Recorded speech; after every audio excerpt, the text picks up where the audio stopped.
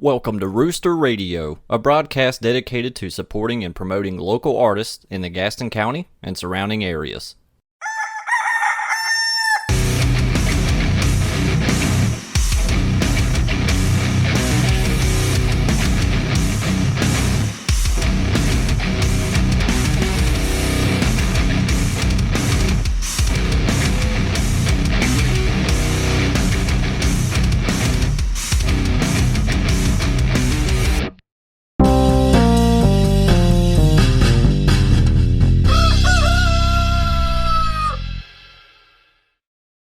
My thing is just if you want things to be better, you have to be willing to put forth the effort to make them better. You know, it's just the same thing with you and your music. Like you want more people to listen to your music. You want to write better music. You have to put in that effort and that work. For sure. Speaking of music, we're talking to 2/5 of EvilLeaf. We got Wes and Maurice on the cast today. Say hey, guys. Hey, how you doing?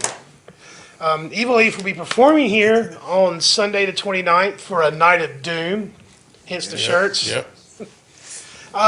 So Wes reached out to me about doing something around the Halloween. We had already booked the weekend, and he's like, well, what about Sunday? And he's like, I got this idea. It's like a night of doom. And I was like, this is a great idea.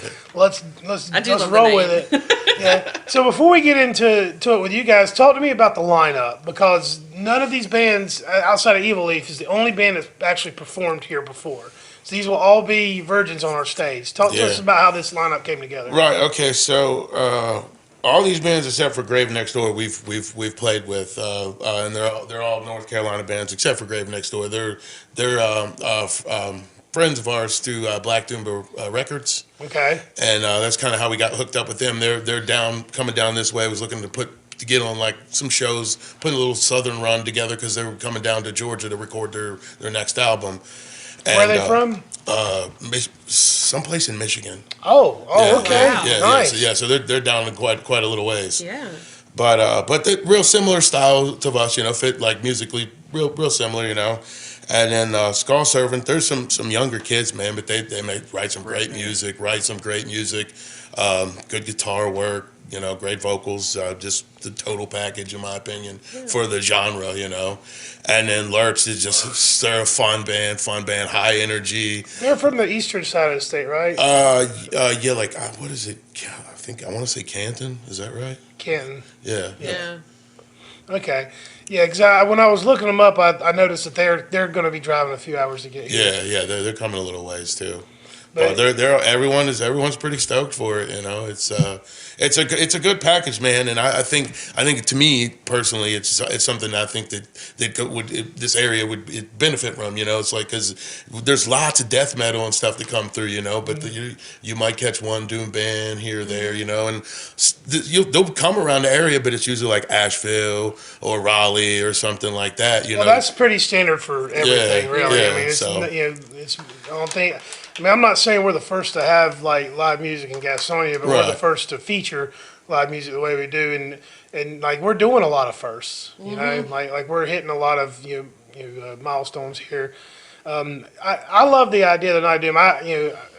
If I wasn't working, I would totally get high for the show. This is the kind of show you just eat you a brownie and then just come and doom out. Right? It's definitely going to have that kind of vibe. Yeah. Good lineup, bro. That's a great lineup we got here going on. Yeah, I'm excited. Talk about the name EvilLeaf. It's clever. Was that something like? Did somebody's mama call it that? Like, It actually originally wasn't that, man. It was called EvilLeaves, man. I was drunk and high on the stage that we built at the house, because that's kind of like how this whole thing started. Some friends getting together during COVID because couldn't go out to shows, couldn't really go see live music. So a bunch of my musician buddies, we'd hang out on a Friday or Saturday night on this little pallet stage that I built in my front yard and just jam. And next thing you knew, wrote a couple tunes and started getting more and more serious. And then that's when some of the lineup changes happened. And when that happened, Derek came into the band and we was like, man, we need to get a logo. And when we started, I was like, well, I was already kind of thinking about like shit, changing the name. I was like, I think it would. What was the original name? Evil Leaves. Oh, okay. Evil Okay, Leaves. Evil It was just like kind of like a play on words. I was like, I think it would make it more concise and like really fit like kind of what we're going for with the stoner doom type thing. Variation of Wicked Weed. Yeah, sort of. Yeah, exactly. So, and we found this piece of art on this dude was selling on Facebook, and it just kind of all clicked one day after rehearsal, and was like, yeah, this is what we got to go with. Got the banner, got some stickers, and it was just kind of set in stone. So how did you all like come together as a band? Like, were you all in different bands before?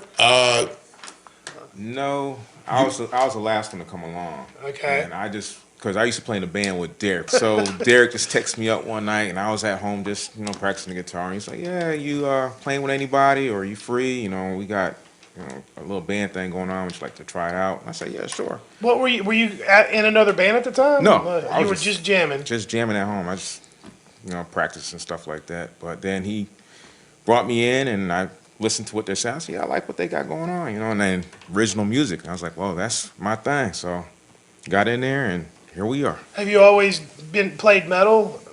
I played in all types of music, all bands. I just never played out jazz. I took lessons from a jazz teacher, instructor, but I never played jazz. I played pop, I played rock, I played metal, and now doom metal. So it's all basically the same, really. It is. It's either fast like a true or slow. musician. It's only 12 the tempo notes on and the the guitar. tuning. That's It's all the same. It's the tempo. Well, and for those who haven't seen EvilLeaf perform, they are so much fun to see live. Specifically, Maurice is fun to watch on stage. He shreds. Appreciate it. He's. sure. I mean, you can tell this dude's put a lot of time and effort into his guitar playing. And yeah, you've got. I don't know, man. Like, it's hard to describe what makes you guys unique because, like, doom metal's doom metal. Like, there's a lot of bands out there that do what you do. Some people call it stoner rock. Yeah. There's a lot of great stoner rock out there, but the way your music doesn't, I don't know. It's like slow but upbeat at the same time. It's so hard to describe. Well, how would you describe your sound? Just as you said it. We've had a couple people call it happy metal. It's like it's I guess because it's got that like you said upbeat type vibe to it or whatever, man. The melodies and the vocal ranges. It's I don't know. It got a little Evanescence flavor to it. So Yeah. Maybe just a sprinkle. yeah, I think it kind of has to do with because we all kind of like have so much different, diverse like taste in music, and then when we collaborates, it kind of all seeps out and it's similar to something, but it's still a little bit different, at the same time. Yeah, I love it. You should definitely come to the show. For It's sure. going to Come be on a out. killer show. And I actually did not realize that Grave Next Door was from Michigan. That anytime we get a band from like real far away, I get excited. I'm like, sweet. Like, Yeah. we've had some really good bands from out of state, and it's just like, oh gosh, I hope next time they go on tour again, they come through here. Well, this would be like the third or fourth band from Michigan, so maybe we can start like a pipeline for Michigan artists. Hey, Michigan and Ohio people, man. hey, the Roosters are Michigan. happening place. Yeah. We all like it.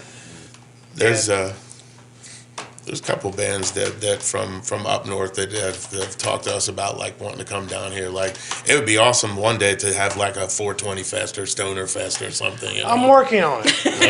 Awesome. I'm working on it. It's expensive to do stuff out back, but we can find the right sponsors and the right lineup. I think we can make it happen. That'd Get be some awesome. legislation moved around a little bit. Well, I mean, I don't think we.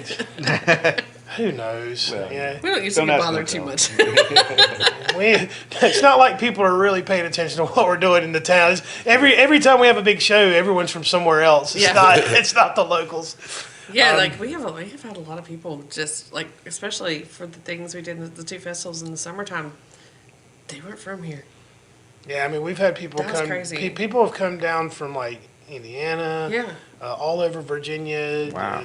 We get a lot of Asheville people come down. Greenville. Sometimes we pull from that Greenville Spartanburg scene, but it's really not a lot of people in gas. Like last night, it made me so happy that we had our 1 year anniversary party, and like a lot of the locals came in. Like That's a awesome. lot of our open micers that come on Wednesdays, and That's you know, awesome. half of them are gigging on weekends. Right. You Yeah.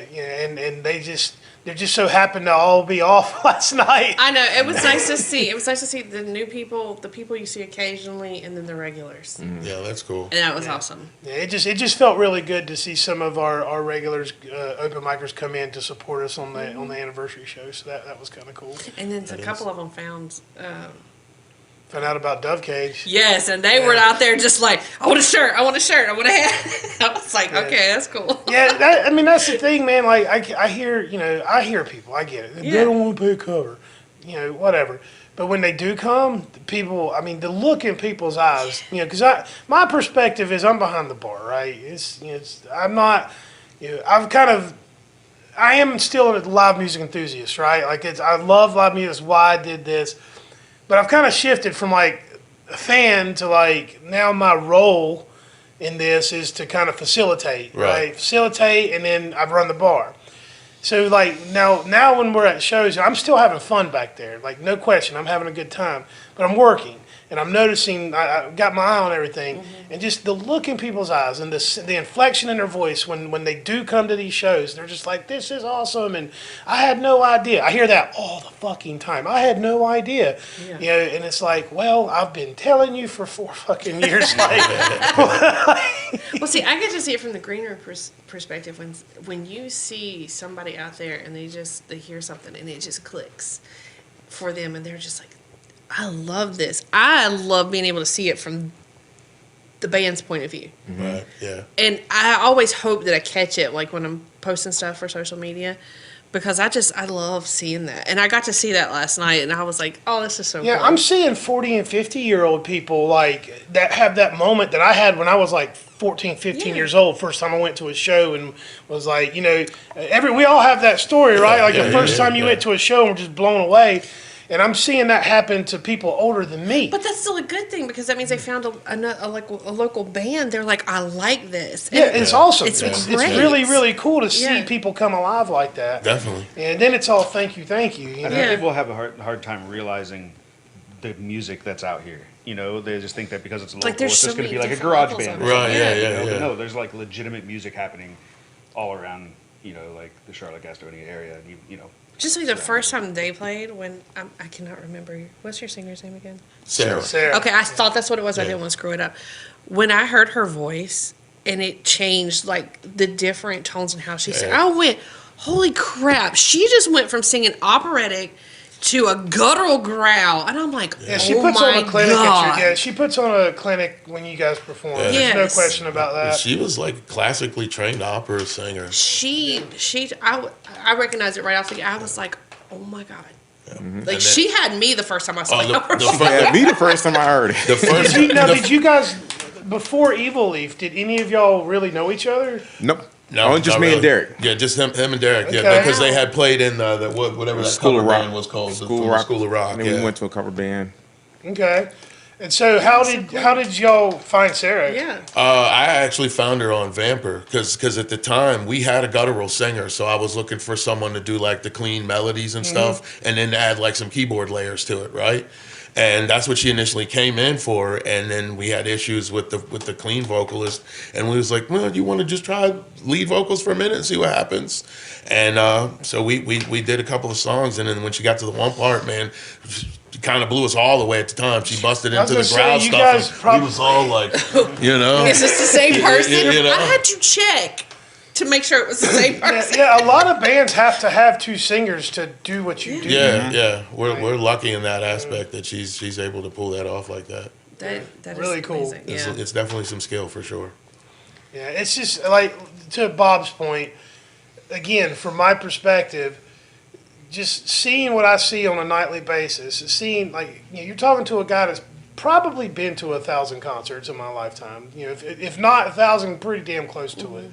I've seen the best of the best perform, and I'm still getting blown away by local performers. Yes. Like, I'm not kidding. I'm getting blown away by some of these performances. Yeah. Like last night, Dove Cage. Yeah. They've played here 4 times, and last night was the best I've ever seen them. Yeah. They were phenomenal last Yeah. night. That's awesome. I mean, they made fans last night. Yeah, they did. And those, like, moments like that, you can't buy that at Walmart. Like, you can't get that anywhere but at a live show. And then, to find out that this is happening in your own backyard, it's just, I don't know.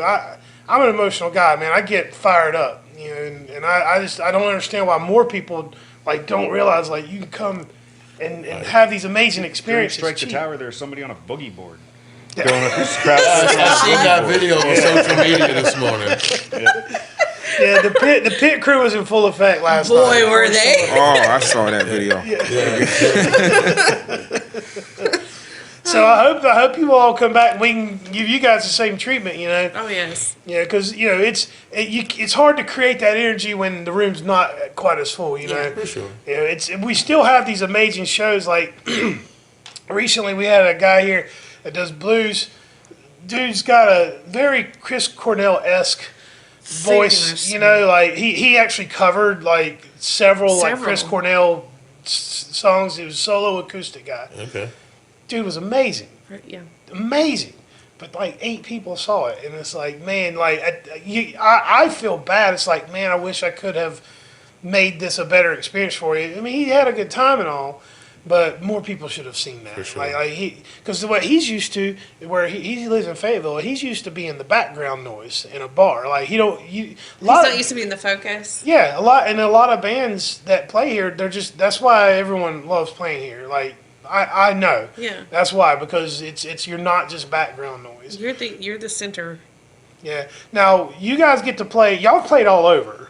Yeah, Like I see you guys pop up on lineups all over. Yeah. Like, We have you put in some work found this that summer. certain communities have you found that certain communities are more supportive or or less supportive, or do you have like a place that you really like to travel to because they've got a great crowd?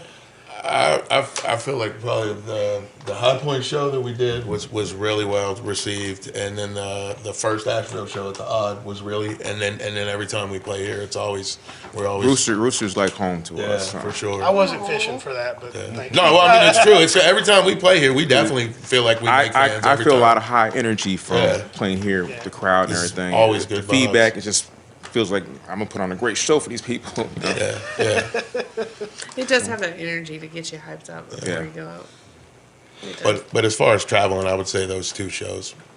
Cool. Because right here is Do y'all have? I mean, do you plan to kind of branch out, go further out? Yeah. I believe the goal for this year is to try to get into Tennessee, Virginia, maybe a little bit further into South Carolina, and maybe even up to PA, because we was trying to do some gigs up there last year, it just didn't quite work out Dude, for us. I ain't gonna lie, man. I follow a lot of bands and like that are on local levels, and somehow we've kind of started to funnel like a lot of PA bands. Like we've had a lot of bands from Philly area have played here, punk rock bands, hard rock bands, and it seems like Pennsylvania could be like the next like Seattle breakout Sure. kind of. There's so many good fucking bands Yeah. in like specifically the Philly area. I'm trying to get Mannequin Pussy down here. I don't know if you've heard of them, but they during COVID they kind of blew up a little bit. They did the soundtrack for this HBO show. God, I can't remember the name of the show, but they're like an indie rock Sure. kind of band. And there's like a whole scene of, what was the bands we had? Friend and Disaster Artist. Yeah. They're like kind of punk rock, pop rock kind of bands. And since they played here, I've started to follow it. I'm starting to see some of the music coming out of that Philly area, and it's like, man, I'm kind of jealous. I'm Right. like, man, I wish the scene was popping like that here. Greenville, South Carolina is another spot where like the groundwork was laid, and now all the venues down there are starting to see success because they've got a good scene going down there, especially with the rock and metal and hip hop scene even. Yeah. Yeah, hip hop's weird, man. We've done hip hop shows and we've had big ones and then we've had duds. Yeah. And it's I don't know, man. I get a lot of emails from rappers, and I'll go listen, and a lot of times they're decent. But like, what do you do with that? Like with one guy, like what do you do? Like how do Yeah. you? Like, how do you make that a show? Because they don't really work together the way rock bands do. Like you guys, you have a handful of bands that you're going to always be doing shows with. You want to put together a bill. It didn't take you long at all to have. I mean, you brought this lineup to me. Man, we've got bands that want to play. Speaking of Philly bands, man, High Leaf, they want to come down and do something. High like Leaf? Yeah. Oh, dude, you got to get one more Leaf band, dude, Right? for now, then we'll start talking 420. So High Leaf, are they similar, Doom or? Yeah, Stoner Doom for sure. Yeah. Fucking A, man. Like we're gonna have just a whole Leaf festival. Leaf Fest. Leaf 420 Fest. Leaf There you go. Fest. There we go. We found it. That's what it is. Sounds great. Excuse me. But no, I mean, what do you listen to? Like, do you listen to I listen to a lot of Stoner Doom. I listen to some technical death metal. That's probably one of my favorite genres. I can't play that, but I guess that's why I really like to get drawn to the Stoner Doom too, because it's like, yeah, this I can play. This I wish I could play. Right. What about But- you, Maurice? What do you listen to pretty regularly? Honestly, it's everything from the '80s. That's my era. Yeah. You know? Like pop or like hair metal? Everything. I grew up on MTV and VH1 and all that stuff. So everything that came out, I listened to basically. So I'm the type of person to hear certain things in a song that I will like. Like it might like the keyboards in this song, or the guitar in that song, the bass in that song. So that's why I got into playing all these instruments, doing that. Here's a question then, because you guys are of the older variety, right? Yeah. So the main band that I deal with, the Menders, right? They're all older guys too, with mortgages, kids, families, and stuff like that. How do you guys tour with still having life? And I don't know if you have kids. Yeah, man. How's that Scheduling. Yeah. We work around everybody's schedule, and It's a big sometimes juggle. somebody else takes a day off or something. We work that in, so that's how we basically do it. Yeah, I think it's one of those things where it's a priority thing.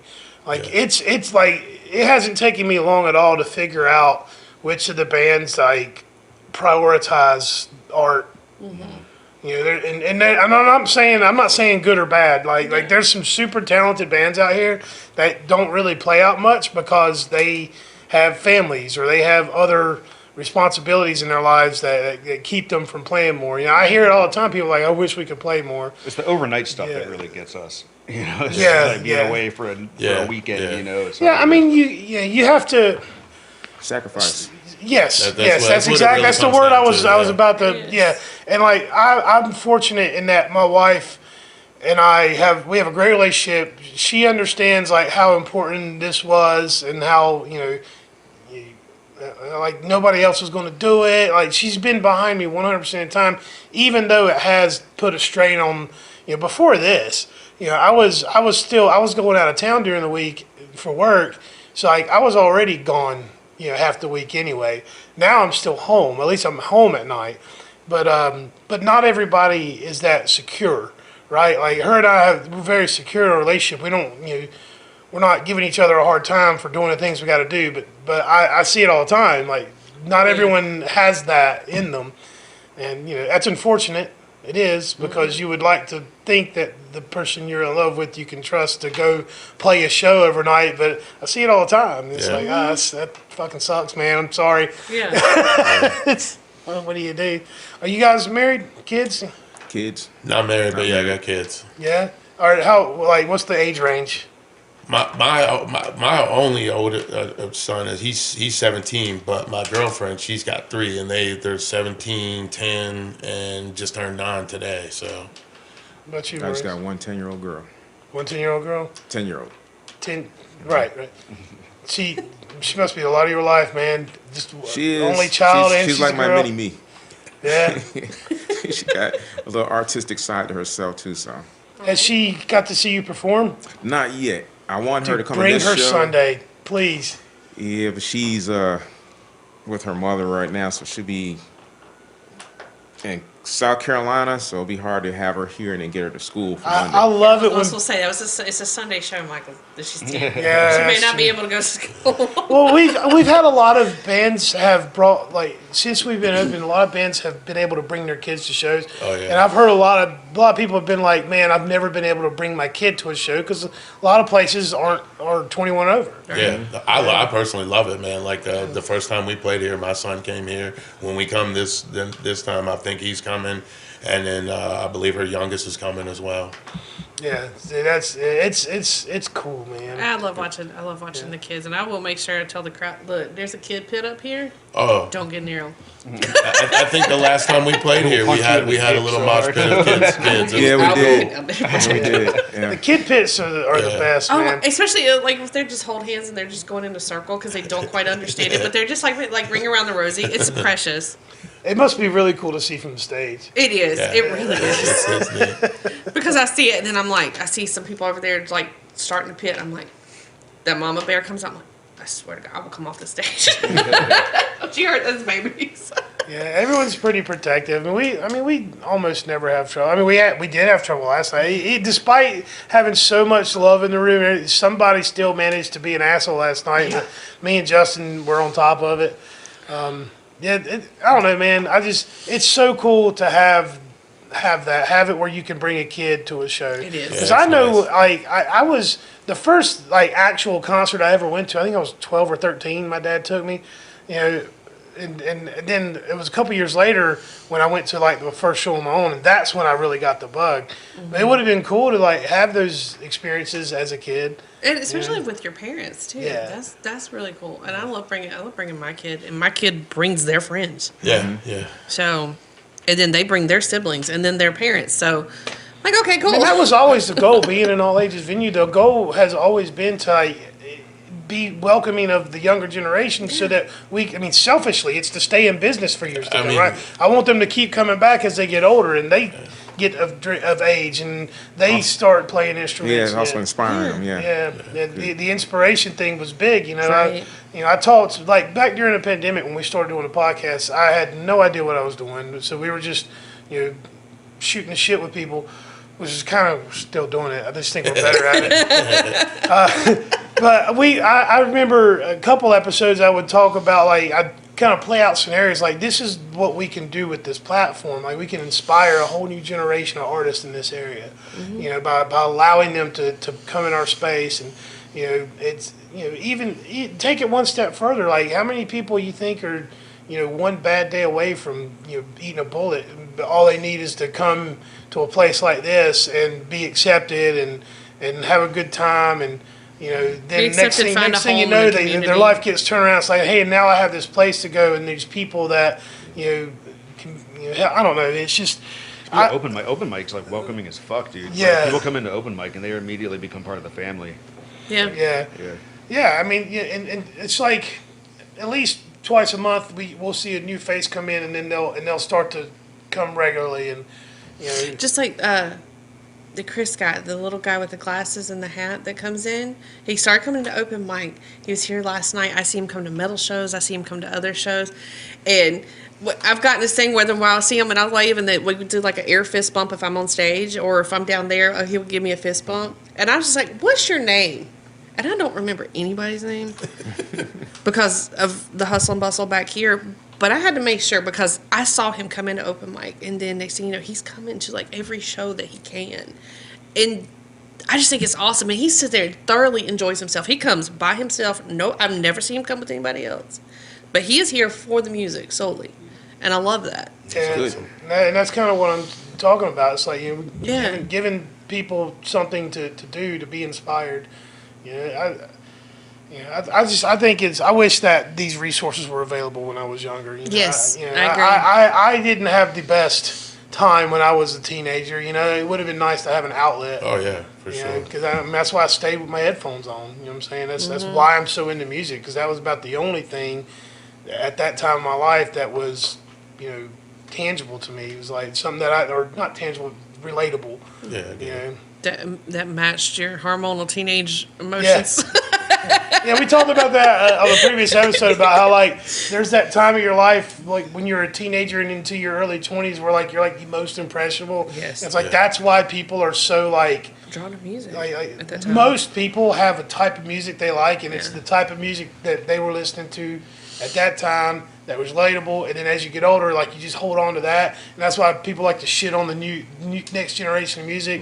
Where I'm the exact opposite. Like I want to like new Yes. stuff. Yes. I think Same it's here. cool to see how music's evolved. Like even metal's evolved. Metal's like now the shit that's getting the most attention has got like this ambiance kind of a lot of synth and keyboard with the heavy stuff. I'm thinking like Bad Omens and Bring Me the Horizon and Yeah. bands like that are firing on all cylinders right now. It's like metal it went from thrash to like now you've got 15 different instruments, Right. And there's it's so many cool. like sub genres of it. Yeah, there's a lot of subgenres. And they go of from metal. 5 members in a band to 2 or 3.